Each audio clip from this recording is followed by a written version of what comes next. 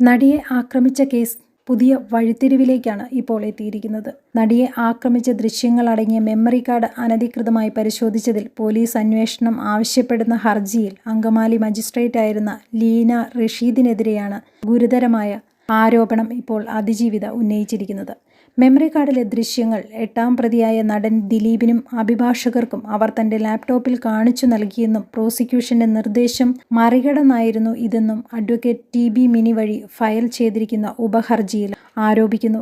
എന്നാൽ ഇവരെയടക്കം memory card അനധികൃതമായി പരിശോധിച്ച് എല്ലാവരെയും സംരക്ഷിക്കുന്ന അന്വേഷണ റിപ്പോർട്ടാണ് ജില്ലാ പ്രിൻസിപ്പൽ സെഷൻ ജഡ്ജി ഹൈക്കോടതിയിൽ സമർപ്പിച്ചതെന്നും വിശദീകരിക്കുന്നു. 2017 മാർച്ച് 5-ന് അങ്കമാലി മജിസ്ട്രേറ്റായി ലീന റഷീദ് ചുമതലയേറ്റതിന് ശേഷമാണ് കാര്യങ്ങൾ മാറിമറിയുന്നത്. 2017 ഡിസംബർ 15-ന് കേസിൽ 8ാം പ്രതിയായ നടൻ ദിലീപ് 2 അഭിഭാഷകരോടൊപ്പം അങ്കമാലി മജിസ്ട്രേറ്റ് കോടതിയിലെത്തി.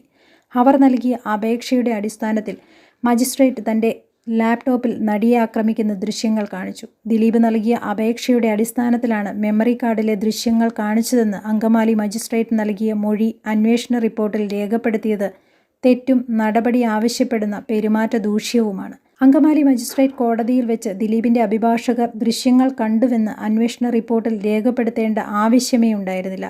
നടിയെ ആക്രമിച്ച കേസിൽ പ്രതിഭാഗത്തിനെതിരായി ഉപയോഗിക്കാൻ കഴിയുന്നതാണിത്. അതൊരു വീഴ്ചയായി കാണാനാവില്ല.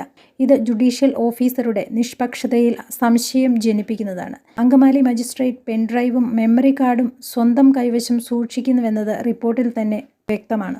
നടിയെ ആക്രമിച്ച ദൃശ്യങ്ങളടങ്ങിയ മെമ്മറി കാർഡ് കോടതിയിൽ സൂക്ഷിച്ചിരിക്കെ പരിശോധിച്ചത് 3 തവണയാണെന്ന് ജില്ലാ സെഷൻസ് ജഡ്ജി കണിയം വർഗീസിന്റെ റിപ്പോർട്ടിൽ വ്യക്തമായിരിക്കുന്നതായി നടി ഹൈക്കോടതിയിൽ നൽകിയ ഹർജിയിൽ പറയുന്നുണ്ട്.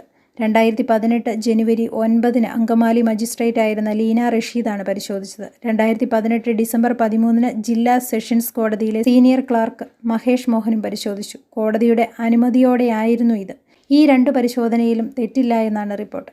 എന്നാൽ 2021 ജൂലൈ 19-ന് എറണാകുളം CBI പ്രത്യേക കോടതിയിലെ ശിരസ്തദാർ താജുദ്ദീൻ മൊബൈൽ ഫോൺ ഉപയോഗിച്ച് നടത്തിയ പരിശോധന അനധികൃതമാണെന്ന് റിപ്പോർട്ടിലുണ്ട്.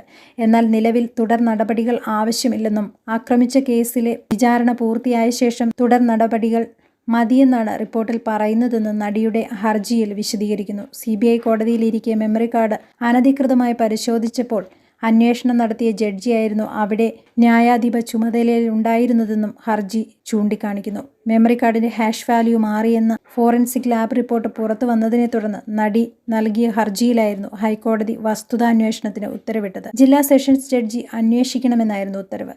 ഇത് മറികടന്ന് വിചാരണ ജഡ്ജി കൂടിയായ പ്രിൻസിപ്പൽ സെഷൻസ് ജഡ്ജി വസ്തുതാന്വേഷണം നടത്തിയതും നടി ചോദ്യം ചെയ്യുന്നു.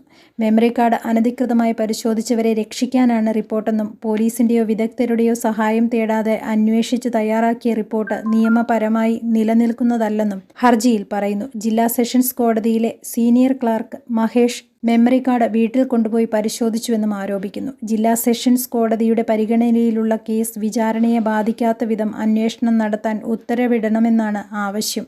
ഹർജി അടുത്ത ദിവസം ഹൈക്കോടതിയുടെ പരിഗണനയ്ക്ക് വയ്ക്കും.